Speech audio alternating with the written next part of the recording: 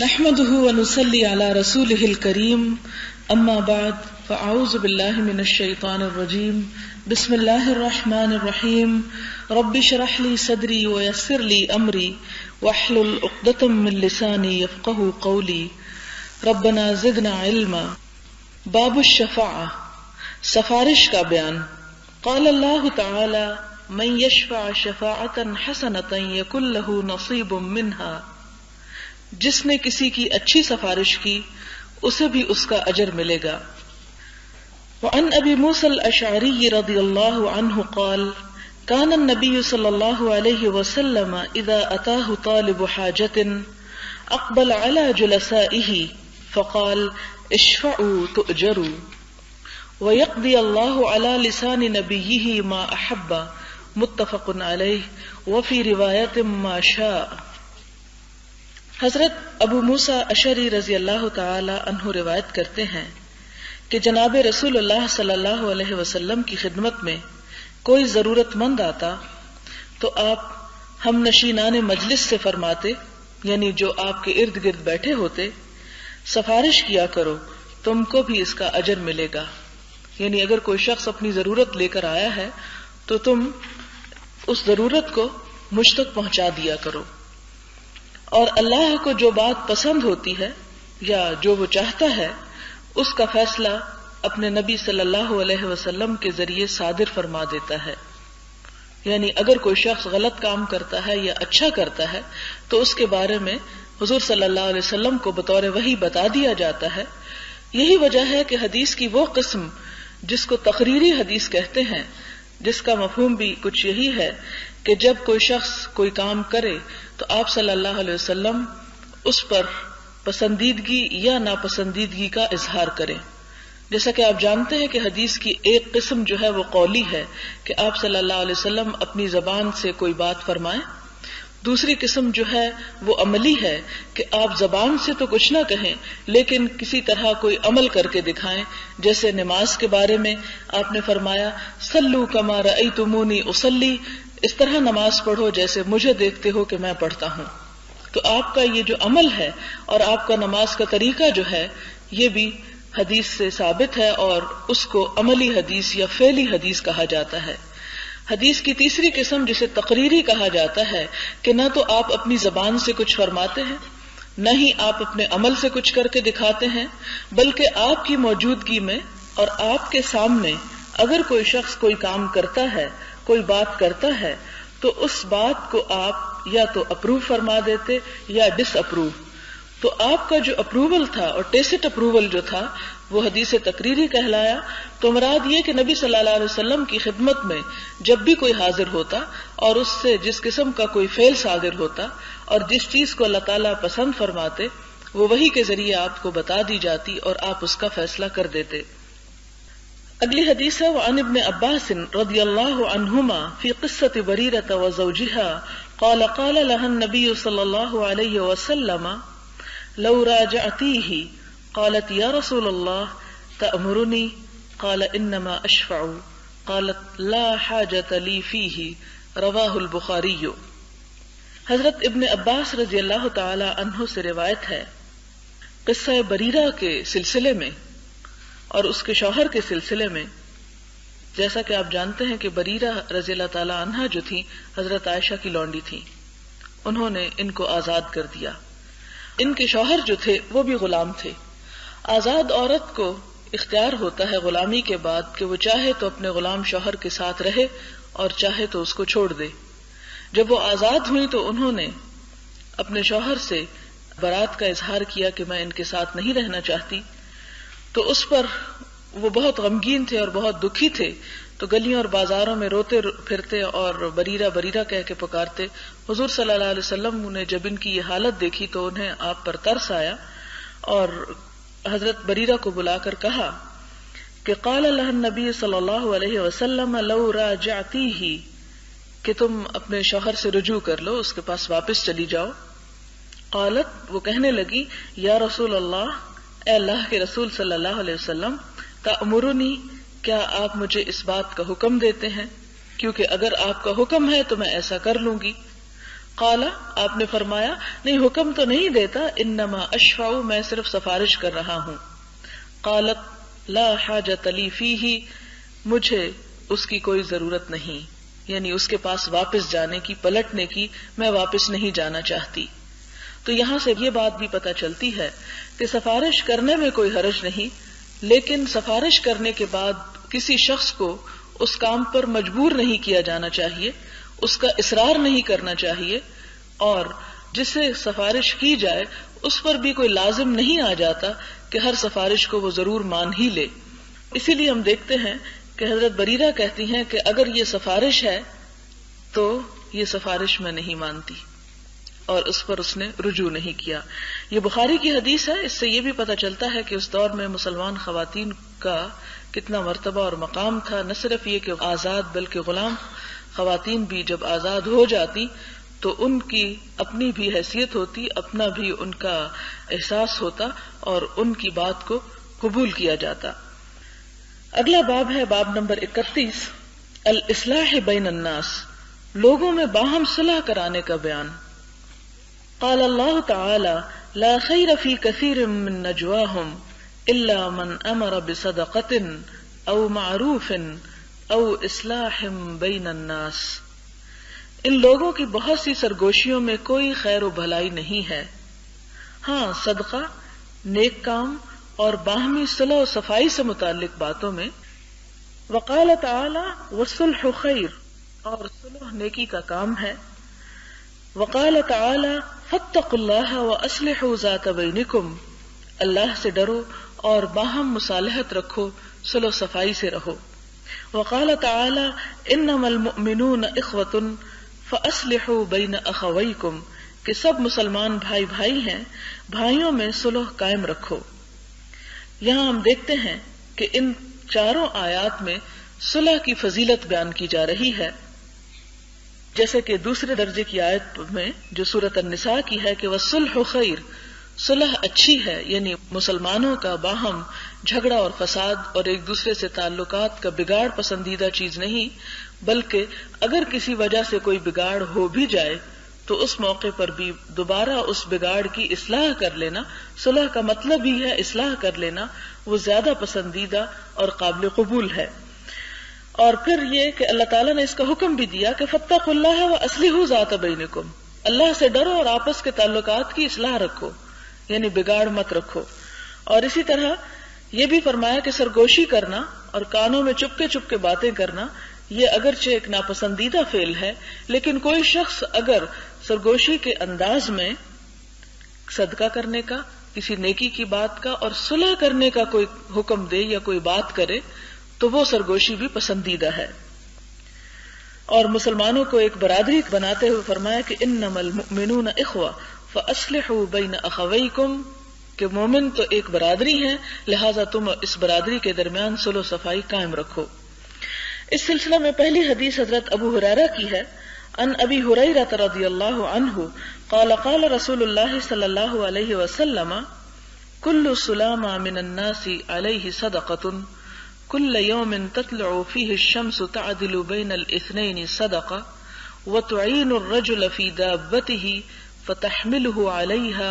أو ترفع له عليها متاعه صدقة والكلمة الطيبة صدقة وبكل خطوة تمشيها إلى الصلاة صدقة وتميت الأذى عن الطريق صدقة متفق عليه. بخاری اور مسلم کی اس روایت کا معنی یہ ہے، حضرت ابو ہریرہ رضی اللہ تعالی عنہ روایت کرتے ہیں کہ رسول اللہ صلی اللہ علیہ وسلم نے فرمایا انسانی جسم کے ہر جوڑ پر روزانہ صدقہ واجب ہوتا ہے، اور ہر جوڑ پر صدقہ اس لیے واجب ہوتا ہے کہ انسان جو بھی کوئی نیکی کا کام کرتا ہے تو اس میں انسان کا تمام جسم جو ہے وہ شریک ہوتا ہے، تو اس کی یہ شرکت جو ہے اور اس میں حصہ لینا اور کام کرنا وہ ایک طرح سے صدقہ کرنا ہے. فرمایا کہ جو شخص دو آدمیوں میں عدل و انصاف اور صلح کرا دیتا ہے یہ بھی صدقہ ہے. یعنی صدقہ صرف مال کا نہیں ہوتا بلکہ صدقہ عمل کا بھی ہوتا ہے، اور انسان کے جسم کے جوڑ کے اوپر جو صدقہ واجب ہے یا اس کا جو حق دیا جانا چاہیے یا اس کی جو خیرات نکلنی چاہیے ان کاموں میں سے ایک کام یہ ہے کہ انسان دو پھٹے ہوئے لوگوں کو آپس میں جوڑ دے۔ پھر اسی طرح فرمایا کہ سواری پر سوار ہونے یا اس پر سامان لدوانے میں آدمی کی مدد کرنا بھی صدقہ ہے، کہ کوئی شخص اگر سوار ہونا چاہتا ہے، جیسے کہ آپ جانتے ہیں کہ پہلے زمانے میں لوگ گھوڑے یا اونٹ کے اوپر سوار ہوتے تھے، تو گھوڑے پر چڑھنا گاڑی پر چڑھنے کی نسبت ایک مشکل کام ہے، یا اونٹ پر بیٹھنا ایک مشکل کام ہے، تو اس مشکل میں اگر کوئی شخص کسی کا ہاتھ پکڑ لیتا ہے، کسی کی ہیلپ کرتا ہے، تو اگرچہ بظاہر یہ کوئی بہت بڑا کام محسوس نہیں ہوتا، لیکن یہ عمل اور یہ فعل بھی انسان کی طرف سے صدقہ لکھ لیا جاتا ہے۔ پھر اسی طرح فرمایا کہ اچھی گفتگو بھی صدقہ ہے، کہ انسان کسی کا دل خوش کرے، کسی کو کوئی اچھی بات سکھائے، کسی کے ساتھ اچھے اخلاق سے پیش آئے، تو یہ بھی انسان کے لیے صدقہ لکھا جاتا ہے۔ نماز کے لیے جانے پر ہر قدم پر صدقہ ہے۔ نماز ایک نیکی کا کام ہے، ایک عبادت کی ادائیگی ہے، تو اس کے لیے کوئی کوشش بھی صدقہ ہے۔ اسی طرح جیسے کہ دین سیکھنا جو ہے اس کے لیے جانا بھی صدقہ ہے، جس کا آگے ابھی آپ پڑھیں گے۔ پھر فرمایا کہ راستے سے تکلیف دہ اشیاء کو ہٹا دینا بھی صدقہ ہے، کہ انسان دیکھ رہا ہے کہ کوئی ایسی چیز راستے میں ہے جس سے لوگ الجھ رہے ہیں، ٹکرا رہے ہیں، تکلیف اٹھا رہے ہیں، تو بجائے اس کے کہ اس کا انتظار کرے انسان کہ کوئی اور آئے اور اس کو درست کرے، اگر وہ اس کی استطاعت میں ہو کہ اسے ٹھیک کر دے اور لوگوں سے مشکل آسان کر دے تو ایسا کر لیا جائے، کیونکہ اس میں بھی انسان کے لیے اجر و ثواب ہے۔ اگلی حدیث ہے ان ام کلثوم بنت عقبۃ بن ابی معیط رضی اللہ عنہا قالت سمعت رسول اللہ صلی اللہ علیہ وسلم یقول لیس الکذاب الذی یصلح بین الناس وینمی خیرا او یقول خیرا متفق علیہ۔ جناب ام کلثوم بنت عقبہ بن ابی معیط رضی اللہ عنہا راوی ہیں کہ میں نے رسول اللہ صلی اللہ علیہ وسلم کو یہ فرماتے ہوئے سنا کہ وہ جھوٹا نہیں ہے جو لوگوں کے درمیان صلح کرانے کے لیے دونوں فریقوں کے سامنے اچھی بات بطور جھوٹ کہے، مثلا ایک سے کہے کہ فلاں تمہاری طرف سے اپنے دل میں کوئی کھوٹ نہیں رکھتا، وہ تو تمہاری بڑی تعریف کر رہا تھا اور حقیقت ایسی نہ بھی ہو، اور دوسرے سے کہے کہ تم خواہ اس سے بدگمان ہو، وہ تو تمہاری طرف سے بڑا فکر مند ہے، وہ تمہارا بڑا خیرخواہ ہے۔ تو اگرچہ یہ باتیں بظاہر ذہنی اختراع ہیں اور ان کی حقیقت نہ بھی ہو، لیکن اگر صلح کرانے کے لیے ایسا بولنا پڑے تو اس طرح کہنے پر پھر پکڑ نہیں۔ اگرچہ آپ جانتے ہیں کہ جھوٹ جو ہے وہ کبیرہ گناہوں میں سے ہے اور کسی حالت میں بھی انسان کو اس سے بولنے کی اجازت نہیں، لیکن صلح کا کام اتنا بڑا کام ہے کہ اس کام کے کرنے کے لیے اگر تھوڑی سی خلاف حقیقت بات بھی کی جائے تاکہ لوگوں کے درمیان تعلقات اچھے ہو جائیں، تو اس بات پر اللہ تعالیٰ نہیں پکڑیں گے اور اسے اس کی طرف سے گناہ شمار نہیں کریں گے۔ لیکن اس کا یہ مطلب نہیں کہ یہاں اگر رخصت نظر آ رہی ہے تو انسان ہر چھوٹے بڑے کام اور ہر فائدے کی چیز میں غلط بیانی شروع کر دے اور جھوٹ بولنا شروع کر دے، اس کی کہیں بھی کوئی اجازت نہیں ملتی۔ پھر اسی طرح مسلم کی روایت میں یہ اضافہ ہے، راویہ کہتی ہیں یعنی جنہوں نے حدیث روایت کی کہ میں نے جھوٹ بولنے والوں کو جھوٹ پر رعایت دینے کے متعلق حضور صلی اللہ علیہ وسلم سے بجز 3 کے یعنی 3 مواقع کے اور کچھ نہیں سنا۔ اور وہ 3 مواقع کون سے ہیں کہ جن میں جھوٹ بولنا جائز ہے؟ نمبر 1 جنگ و جدل، جب مسلمانوں اور کافروں کے درمیان جنگ ہو رہی ہو تو ایسی جنگ میں کسی بھی حقیقت کو چھپانے کے لیے اگر غلط بیانی کی جائے تو اس پر پکڑ نہیں، کیونکہ اگر صاف صاف حقیقت بتا دی جائے، مثلا آپ دیکھیں کہ اگر کسی کے گھر میں مسلمان چھپے ہوئے ہیں اور دشمن آ کے دروازہ کھٹکھٹاتا اور پوچھتا کہ یہاں کوئی چھپا ہوا ہے اور وہ کہے ہاں، تو اس سے کتنا بڑا نقصان ہوگا، مسلمان کی جان اور عزت پر حملہ ہو سکتا ہے۔ لہٰذا اگر وہ اس موقع پر کہے کہ نہیں کوئی نہیں، تو یہ جھوٹ جو ہے وہ جائز ہے۔ دوسرا کون سا موقع؟ 2 مسلمانوں میں صلح کرانا، تو صلح جب کرائی جائے اور حقائق کو تھوڑا بہت، یہ نہیں کہ بہت ہی زیادہ مبالغہ آرائی اور اپنی طرف سے حد سے بڑی ہوئی باتیں کی جائیں، بلکہ دوسرے کی غلط فہمی دور کرنے کے لیے اگر تھوڑی بہت بات کر دی جائے کہ ایسا تم غلط سوچتے ہو، تاکہ تعلقات کی اصلاح ہو، کیونکہ تعلقات کا بگاڑ جو ہے وہ دین کا بگاڑ ہے اور انسان کے عمل کا بگاڑ ہے اور اس کی آخرت کا بگاڑ ہے. اس لیے اس چیز کی اجازت دی گئی کیونکہ یہاں پر ایک سچائی سے بہت سے مفسدات جو ہیں وہ لازم آتے ہیں. اور تیسرا موقع میاں بیوی کی باہمی گفتگو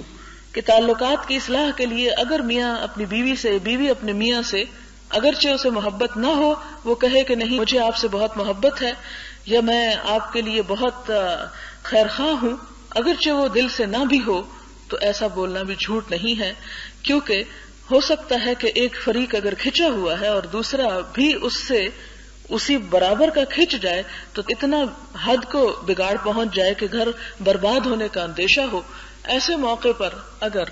ایک دوسرے سے تھوڑا بہت جھوٹ بول دیا جائے تو وہ جھوٹ جو ہے وہ جھوٹ پکڑ کے قابل نہیں ہوگا. لیکن اس کا یہ مطلب نہیں کہ عورت اپنے میاں کے مال میں جو چاہے تصرف کرے اور وہ پوچھے کہ کہاں ہے تو جھوٹ بول دے. یہ اس کا مفہوم نہیں ہے اور اسے غلط معنوں میں نہیں لینا چاہیے. اس میں صرف یہ ہے کہ باہمی گفتگو اور ایسی گفتگو کہ جس میں ایک دوسرے کے احساسات اور جذبات کو ٹھیس پہنچنے کا اندیشہ ہو. مثلاً آپ دیکھیں کہ کئی دفعہ شوہر کا کسی خاص جگہ پر جانا بہت ہی گراں گزرتا ہے بیوی کے لیے، اور بعض اوقات بیویاں کسی خاص فعل سے بہت ایسا چڑ جاتی ہیں کہ اس میں مزید تعلقات کی خرابی کا اندیشہ ہوتا ہے. تو اس میں اگر وہ یعنی حقیقت کے خلاف بھی تھوڑی بات کر دے تاکہ فساد نہ پھیلے تو اس کی اجازت ہے، لیکن عام معاملات کے اندر جھوٹ کی کوئی اجازت نہیں. بہت سے لوگ جہاں جھوٹ کی شدت اور اس کی حقیقت کے بارے میں پڑھتے ہیں اور قرآن پاک میں اور حدیث میں جہاں پتہ چلتا ہے کبیرہ گناہوں کے بارے میں، تو یہ حدیث پڑھ کر بڑے پریشان ہو جاتے ہیں اور یہ سوچتے ہیں کہ بھلا یہ کیسے ہو سکتا ہے کہ کسی بھی طرح جھوٹ کی اجازت ہو جبکہ جان بچانے کے لیے بھی اجازت نہیں، تو ان معاملات میں کیسے؟ تو حقیقت یہ ہے کہ آپ نے قرآن پاک میں پڑھا ہوگا کہ الفتنۃ اشد من القتل، کہ فتنہ اور فساد اور بگاڑ جو ہے وہ قتل سے بھی بڑا گناہ ہے. تو قتل کے لیے اگر جان جا رہی ہو تو سچ ہی بولنا چاہیے، لیکن اگر فتنہ اور فساد پھیل رہا ہو تو وہاں تھوڑے بہت حقیقت کو بدل دینا جو ہے اس کی اجازت ہے. لیکن بلا ضرورت یہ کام بھی نہیں کرنا چاہیے کہ انسان اس سے اپنی عادت ہی بنا لے جھوٹ بولنے کی، کیونکہ آپ کو یہ تو معلوم ہے کہ اتنا بھی جھوٹ سخت ناپسندیدہ ہے کہ آپ صلی اللہ علیہ وسلم نے ایک خاتون کو دیکھا جو اپنے بچے کو بلا رہی تھی کہ ادھر آؤ میں تمہیں کوئی چیز دوں. تو آپ نے فرمایا کہ تم اسے کیا دو گی؟ انہوں نے کہا کہ میرے پاس کچھ میٹھی چیز ہے جو میں بچے کو دینا چاہتی ہوں کہ وہ کھا لے. تو آپ نے فرمایا کہ اگر تم اسے صرف بلانے کے لیے ایسا کہو اور اسے وہ چیز نہ دو تو یہ تمہارے نامہ اعمال میں جھوٹ لکھا جائے. کیونکہ بچوں کے ساتھ بھی جھوٹ بولنے سے ان کے اندر جھوٹ کی عادت جو ہے وہ پنپنے لگتی ہے، پختہ ہو جاتی ہے. اور جیسا کہ آپ جانتے ہیں کہ آپ صلی اللہ علیہ وسلم نے جھوٹ کے بارے میں یہ بھی فرمایا کہ جھوٹ گمراہی ہے اور گمراہی آگ کی طرف لے جاتی ہے، اور اس کے مقابلے میں سچائی جو ہے وہ بر ہے، نیکی کا کام ہے، اور یہ نیکی انسان کو جنت کی طرف لے جاتی ہے. تو جھوٹ جو ہے عموماً کسی حال میں بھی بولنے کی اجازت نہیں سوائے ان چیزوں کے. یہاں سے پتہ چلتا ہے کہ تعلقات اور مسلمانوں کے باہم تعلقات جو ہیں ان کا اچھا رہنا جو ہے یہ کس قدر ضروری ہے. پھر اگلی حدیث ہے حضرت عائشہ سے، وعن عائشہ رضی اللہ عنہا قالت سمع رسول اللہ صلی اللہ علیہ وسلم صوت خصوم بالباب عالیۃ اصواتہما. حضرت عائشہ صدیقہ رضی اللہ تعالی عنہا فرماتی ہیں کہ ایک روز جناب رسول اللہ صلی اللہ علیہ وسلم نے اپنے دروازے کے سامنے جھگڑنے والوں کا شور سنا کہ لوگ لڑ جھگڑ رہے تھے. وہ بلند آواز میں بول رہے تھے. ان میں سے ایک اپنا قرض کم کرانے کے لیے جھگڑ رہا تھا اور آسانی کی درخواست کر رہا تھا، مگر دوسرا قسم کھا کے کہہ رہا تھا میں یہ ہرگز نہیں کروں گا، یعنی قرضے میں مہلت نہیں دوں گا. تب رسول اللہ صلی اللہ علیہ وسلم حجرہ مبارک سے نکل کر ان کے پاس آئے اور فرمایا یہ اللہ کی قسم کھانے والا کون ہے، یعنی جس نے یہ کہا ہو کہ میں قسم کھاتا ہوں کہ میں قرضے میں کوئی سہولت نہیں دوں گا. اور فرمایا کہ یہ قسم کھانے والا کون ہے جو خیر و بھلائی کی بات نہیں کرنا چاہتا، یعنی بھلائی کے نہ کرنے پر قسم کھا رہا ہے. قرض خواہ نے عرض کیا کہ میں ہوں وہ. اس نے اپنا آپ پیش کر دیا، یہ نہیں کہ جھوٹ بولا ہو یا چھپا گئے ہوں. ان کا کہ یا رسول اللہ صلی اللہ علیہ وسلم یہ میں ہوں کہ جس نے یہ قسم کھائی ہے، اور یہ میرا بھائی جو چاہتا ہے میں اس کے لیے اب تیار ہوں. کہ پہلے وہ قسم کھا رہا تھا کہ میں ایسا نہیں کروں گا، لیکن جب آپ نے سوال میں یہ فرمایا کہ کہ کون ہے جو نیکی کے کام سے باز رہنے کی قسم کھا رہا ہے؟ اس نے کہا کہ وہ میں ہوں، اور اب میں یہ قسم نہیں کھاتا، جو یہ کہتا ہے میں وہ کرنے کو تیار ہوں۔ یہاں پر آپ دیکھیں کہ کس طرح ایک بات جو اچھے انداز میں کی جائے تو اللہ تعالیٰ اس کے اندر کتنی برکت پیدا کرتے ہیں اور کتنی تاثیر اس میں رکھ دیتے ہیں۔ اب یہاں سے بھی آپ دیکھیں کہ لوگوں کی اصلاح اور تبلیغ کا کتنا خوبصورت طریقہ سامنے آتا ہے، کتنے مثبت انداز میں آپ نے بات کی۔ آپ یہ بھی تو کر سکتے تھے کہ کہاں ہے وہ جس نے قسم کھائی اور میں اس کی خبر لوں اور میں اسے جہنم کی بشارت دوں اور میں اس کو ایسا اور ایسا۔ آپ نے کچھ نہیں کہا، آپ نے کتنے خوبصورت انداز میں کہا کہاں ہے جو یہ قسم کھا رہا ہے کہ میں بھلائی نہیں کروں گا، یعنی بھلائی سے رکنے کی وعدہ کر رہا ہے، یہ کوئی اچھی بات نہیں۔ پھر اسی طرح اگلی حدیث حضرت ابو العباس سہل بن سعد الساعدی سے روایت ہے کہ رسول اللہ صلی اللہ علیہ وسلم کو اطلاع ملی کہ بنی اوف میں کوئی جھگڑا اٹھ کھڑا ہوا ہے۔ آپ صلی اللہ علیہ وسلم اپنے چند ساتھیوں کے ساتھ صلح و صفائی کے لیے وہاں تشریف لے گئے، یعنی کچھ اور صحابہ کرام کو بھی ساتھ لیا اور وہاں چلے گئے۔ وہاں معاملات سلجھانے میں دیر ہو گئی اور نماز عصر کا وقت آ گیا۔ ادھر جناب بلال رضی اللہ عنہ نے حضرت ابو بکر صدیق سے کہا کہ حضور تو وہاں رک گئے، نماز کا وقت ہو گیا، کیا آپ امامت کرا دیں گے؟ یعنی آپ صلی اللہ علیہ وسلم آج مدینہ میں موجود نہیں ہیں، وہ صلح کرانے گئے ہیں اور وہیں رک گئے ہیں، دیر ہو گئی ہے، تو کیا ابو بکر صدیق جو ہیں رضی اللہ تعالی عنہ وہ جماعت کروا دیں گے؟ آپ نے فرمایا تم چاہتے ہو تو میں نماز پڑھا دوں گا۔ چنانچہ حضرت بلال نے اقامت کہی اور حضرت ابو بکر رضی اللہ عنہ اور لوگوں نے تکبیر تحریمہ کہہ کر نماز شروع کر دی۔ اسی دوران میں نبی صلی اللہ علیہ وسلم تشریف لے آئے، یعنی واپس آ گئے اور لوگوں کے درمیان سے ہوتے ہوئے پہلی صف میں کھڑے ہو گئے۔ یہ دیکھ کر لوگوں نے حضرت ابو بکر صدیق کو متوجہ کرنے کے لیے تالیاں بجانا شروع کر دی۔ آپ چونکہ نماز میں استغراق کی وجہ سے کسی کی طرف متوجہ نہ ہوتے تھے، اس لیے تالیوں کی طرف آپ نے کوئی توجہ نہیں دی کہ کیوں بجا رہے ہیں، لیکن جب لوگوں نے زیادہ ہی تالیاں بجائیں تو آپ متوجہ ہوئے، تو رسول اللہ صلی اللہ علیہ وسلم کو دیکھا، یعنی حضرت ابو بکر نے پہلے تو کوئی نوٹس نہ لیا کہ یہ تالی کیوں بج رہی ہے، لیکن جب زیادہ وہ شور بڑھا تو انہوں نے غور کیا تو دیکھا کہ حضور صلی اللہ علیہ وسلم ہیں۔ حضور صلی اللہ علیہ وسلم نے اپنی جگہ ٹھہرنے اور امامت جاری رکھنے کا اشارہ فرمایا کہ تم اگر نماز پڑھا رہے تو پڑھاتے رہو۔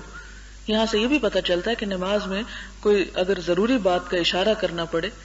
بعض اوقات آپ نماز پڑھیں اور بچے آ کے آپ سے کچھ پوچھتے ہیں تو آپ ہاتھ کے اشارے سے جواب دے دیتے ہیں یا ہٹا دیتے ہیں یا ہاں یا نہ کا اشارہ کر دیتے ہیں، تو ایمرجنسی کی صورت میں اتنی التفات کی اجازت ہے۔ تو آپ نے ان کو بھی اشارہ کیا کہ تم نماز پڑھاتے جاؤ، مگر صدیق اکبر رضی اللہ عنہ ہاتھ اٹھائے، اللہ کی حمد کی اور الٹے پاؤں پیچھے لوٹ کر صف اول میں آ گئے۔ یعنی کس طرح کہ حضرت ابو بکر اللہ اکبر کہہ رہے تھے اور سمع اللہ لمن حمدہ ہی پر پہنچے، اور یوں کر کے تو پیچھے کہہ کری کا لفظ آتا ہے حدیث میں کہ وہ الٹے پاؤں یوں واپس لوٹ کے، یہ نہیں کہ جب صف میں واپس یعنی امام کی جگہ پہ کھڑے تھے تو الٹے پاؤں پیچھے پلٹ آئے، منہ موڑ کے واپس نہیں آئے، کیونکہ جب نماز کے لیے انسان کھڑا ہو اور اگر کسی وجہ سے حرکت کرنا پڑے تو قبلے سے رخ نہیں بدلنا چاہیے، کیونکہ قبلہ رخ بدلنے سے نماز ٹوٹ جاتی ہے۔ تب حضور صلی اللہ علیہ وسلم آگے تشریف لے گئے اور لوگوں کو نماز پڑھائی۔